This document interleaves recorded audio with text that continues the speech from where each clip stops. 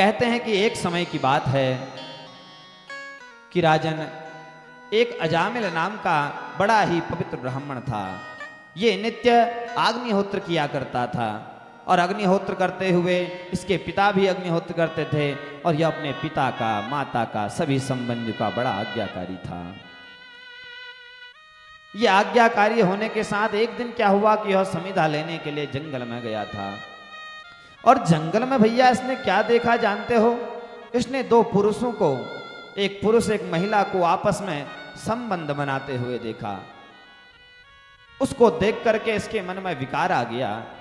हालांकि इसकी पत्नी थी, इसकी संतानें थी, परंतु उस वैश्या को देख करके इसके मन में विकार आ गया और ये वैश्या के पास गया। उसे धन आदि दे करके उसे खरीद करके अपनी पत्नी के रूप में घर में रखने लगा। तो भैया हुआ क्या कि अपने घर में रखता और इसने अपने माता पिता को, अपनी पत्नी को, बच्चों को घर से बाहर निकाल दिया। तो कालांतर में क्या हुआ, इसकी 9 संतानें हुई और एक दिन महात्माओं का एक टोला आया, जमात आई और वह नगर में रहना चाहते थे। तो नगर के द्वार पर ही कुछ लोग बैठ करके वार्ता कर रहे थे, गपशप मार रहे थे।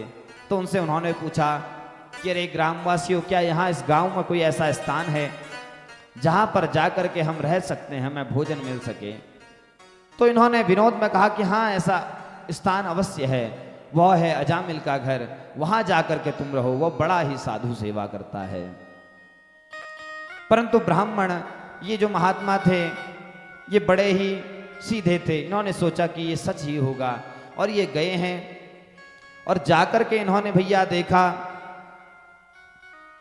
आज वहां अजामिल नहीं था। अजामिल की वह जो वैश्या पत्नी थी वह वहां पर उपस्थित थी और उपस्थित होकर के इन्होंने उनसे कहा कि देखो, हम यहाँ पर रहना चाहते हैं, हमारे रहने के निमित्त कोई कक्ष आप हमें प्रदान कर दो, हमें राशन आदि दे दो, हम स्वयं से भोजन बना करके उसे ग्रहण करेंगे। परंतु ये जो वैश्या थी, ये इसकी देखो, हर मनुष्य के अंदर कुछ ना कुछ गुण छुपा रहता है।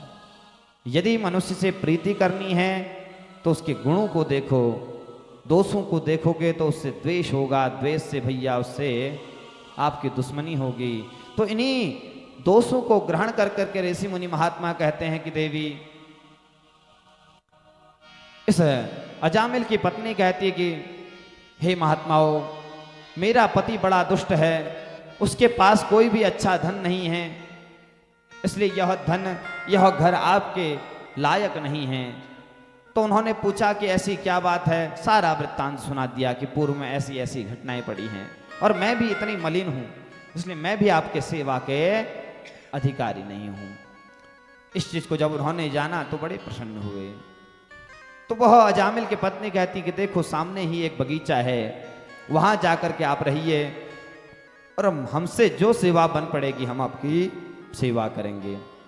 वो सभी महात्मा गए हैं, भोजन आदि पकवान किया है, आपस में विचार विमर्श किया कि देखो, ये वैश्या होकर भी कितनी धन्य है, इसने हमसे कोई भी झूठ नहीं छुपाया।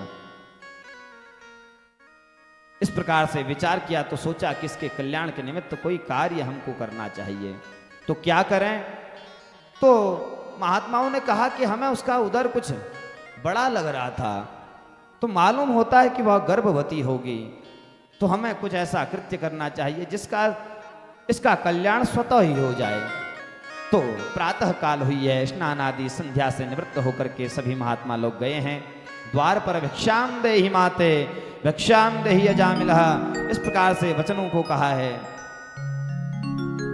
पहले तो अजामिल की पत्नी नहीं आई क्योंकि वह किसी कृत्य को कर रही थी, परंतु यह अजामिल बाहर आया है और ये बाहर आकर के ऐसे वचनों को बोला कि ना यह हमारी अति बड़ी सेवकाई, यह हमारी अति बड़ी सेवकाई, यह हमारी अति बड़ी सेवकाई, यह हमारी अति बड़ी सेवकाई, लेहि न बासन बसन चोराई, लेहि न बासन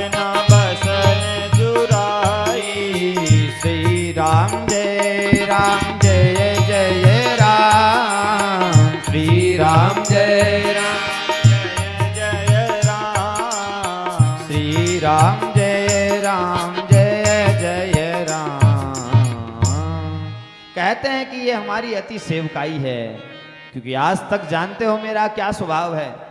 अरे मैं किसी के वस्त्र तक नहीं छोड़ता, परंतु तुम महात्मा बड़े धनी हो कि मैं तुम्हारे वस्त्रों को छोड़ करके तुरंत यहां से चले, कोई भिक्षा नहीं मिलेगी।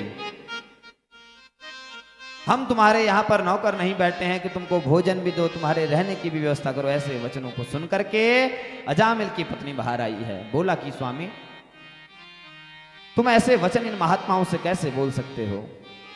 अब ये अपनी पत्नी से प्रीति करता था और प्रीति करने के एक भय भी बना रहता है, तो पत्नी से बड़ा भय भी खाता था।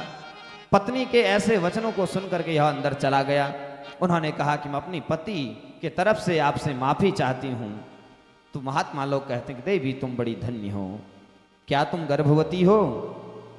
तो वह पत्नी कहती कि हाँ मैं गर्भवती हूं, इससे पूर्व मेरे 9 संतानें हो गई हैं और यह 10वां संतान है। तो कहते हैं कि देवी एक कार्य करना, हम तुमसे किसी प्रकार का कोई धन, किसी प्रकार की कोई वस्त्र की कामना नहीं करते, परंतु तुम एक कार्य करना, जब तुम्हारी यह संतान गर्भावस्था से बाहर आ जाएगी तो तुम इसका नाम नारायण रख देना।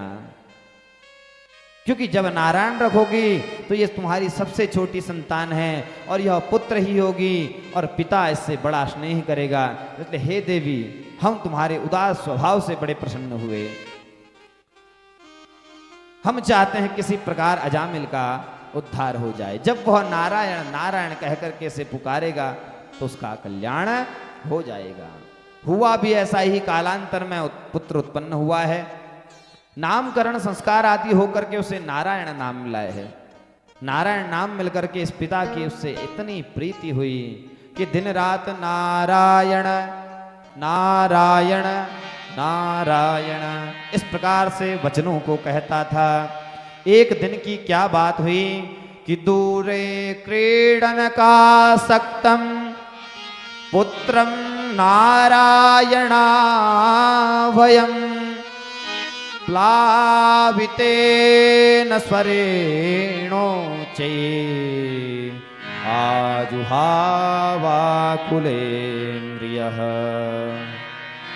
एक दिन वह पुत्र जो था दूर खेल रहा था।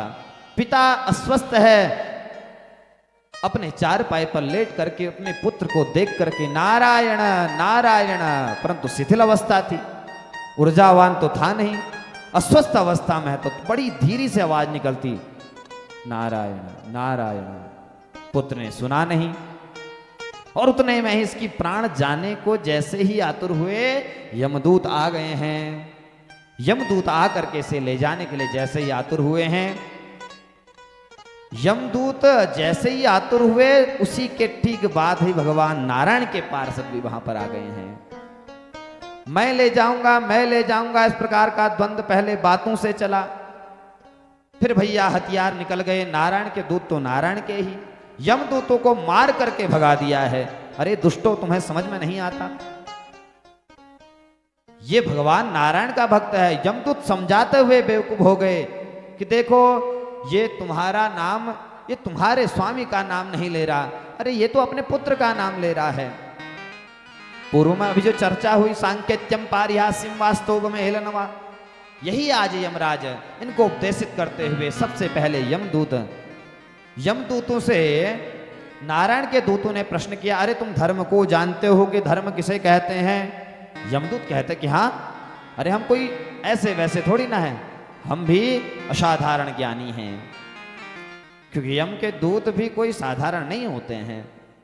किसी भी पद पर प्रतिष्ठित होने के लिए आपको उसका योग्य होना पड़ता है। चाहे कोई पुलिस में हो, चाहे कोई आर्मी में हो, आप उस योग्य हैं तभी आप उसमें प्रतिष्ठित हो सकते हैं। तो यही यमदूत भी कोई साधारण नहीं थे, बड़ी कठिन परीक्षा होती थी तभी यमदूत बनते थे। जो सबसे बड़ा पापी होता है वह यमदूत के पद पर प्रतिष्ठित होता है, क्योंकि उसे इतनी यातनाएं मिलती हैं कि उसे अब दंड का बड़ा ज्ञान हो गया है कि किसको कैसे दंड देना चाहिए। तो सबसे बड़ा पापी हुआ, दंडू को भोगा, तो वही बाद में यमदूत हो गया। तो आज जब इनसे कहा कि धर्म किसे कहते हैं, क्या तुम धर्म को जानते हो? यमदूतों ने कहा कि हम जानते हैं वेद प्रणहितो धर्मो यधर्मस्तद विपर्ययः वेदो नारायणः साक्षात् स्वयंभूरिति सुश्रुमा। देखो हम इतना तो जानते हैं कि वेद में जो धर्म प्रतिपादित है वह धर्म है, जो वेद में ज्ञान है वही धर्म है। वेद विरुद्ध जो हम कृत्य करते हैं उससे बड़ा अधर्म कुछ भी नहीं है। इस प्रकार से वचनों को सुन करके नारायण के दूत प्रसन्न हुए हैं, परंतु थक हार करके यमदूत के पास गए हैं कि देखो हे महाराज, आपने हमें स्वतंत्र कर रखा है कि संसार का जीव यदि पाप कृत्य करे तो हम उसे ला सकते हैं, परंतु आज ऐसी ऐसी घटना घट गई। यमराज ने जब सब कुछ वृत्तांत जाना तो आज भगवान ये जो यमराज है यह कहता है कि सांकेत्यम पारिहास्यम वा स्तोभम हेलनमेव वा वैकुंठ नाम ग्रहणम अशेषाघहरम परम। देखो एक बात को हमेशा याद रखना दूतों, आज यमदूतों को संबोधित करते हुए हम मनुष्यों के निमित्त यमराज यह बात को कह रहे हैं। देखो मनुष्य यदि मेरा नाम न भी लेना चाहे भगवान नारायण का नाम, परंतु संकेत में कैसे, जैसे अजामिल ले लिया। पारिहास्यम वा कैसे, जैसे हिरण्यकश्यप लेता, अरे तेरा नृशंक क्या कर लेगा, बुला उसको नारायण को, उसका सामर्थ्य है तो मेरे सामने प्रकट हो, मुझसे युद्ध करे। ये किसमें ले रहा, परिहास में। भगवान की सत्ता को नहीं मानता इसलिए परिहास करता है। जो लोग किसी की सत्ता को नहीं मानते, उसके प्रभाव को नहीं जानते, तो वह उसका परिहास ही करते हैं। और फिर कहते हैं कि स्तोभम हेलन में वह न लेना चाहे, ले रहा है, परंतु तो ऐसा व्यक्ति यदि मेरा नाम ले तो उसे कभी तुम भूल कर भी इस नरक में मत लाना। आगे भैया ये कहते हैं कि देखो भगवत तत्व को हम 12 लोग जानते हैं, और यही जो 12 लोग हुए हैं यही कलयुग में भिन्न भिन्न रूपों में अवतरित हुए हैं। ये 12 लोग कौन है? यमराज कहते हैं कि हम 12 लोग ही इस तत्व को जानते हैं। स्वयंभुर नारदः शंभु कुमारः कपिलो मनुः प्रहलादो जनको भीष्मो बलिर्वैयासकिर्वयम्। हम 12 लोग हैं जो भगवान को जानते हैं, हम परम भागवत कहलाते हैं। यमदूतों ने कहा कि हमें समझ में नहीं आया यह 12 लोग कौन हैं, तो कहते हैं कि स्वयंभुर भगवान ब्रह्मदेव, नारदः नारद, शंभु शंकर, कुमारः ये सनकादि महात्मा हैं, और कपिल भगवान, और मनु, प्रहलाद, जनक, भीष्म, बलि, वैयासकिर्वयम्। वैयासकी कह व्यासस्यापत्यम वैयासकी, भगवान शुकदेव, ये सभी भगवत तत्व को जानते हैं। इसलिए हम 12 लोग इस चीज को जानते हैं। इसलिए शांति से यहां पर भी कुछ ऐसा कृत्य मत करना कि इस नरक में भटकने वाले जीव भगवान के नाम को सुन लें, हमारी दुकानदारी सब बंद हो जाएगी। इस प्रकार से उनको समझाया है। फिर कहते हैं कि देखो आज मैं तुम्हें यह वचन देता हूं कि जो इसके विपरीत, किसके विपरीत, श्रवण करिएगा। जिह्वान वक्ति भगवत गुण नाम धेयम चेतस्य न स्मरति तच्चरणारविंदम कृष्णाय नो नमति यच्छिर एकदापि नाताना न यध्वमशतो कृत विष्णु कृत्यान। जिह्वान वक्ति भगवत गुण नाम धेयम। देखो भगवान ने हमको 10 इंद्रियां प्रदान की है।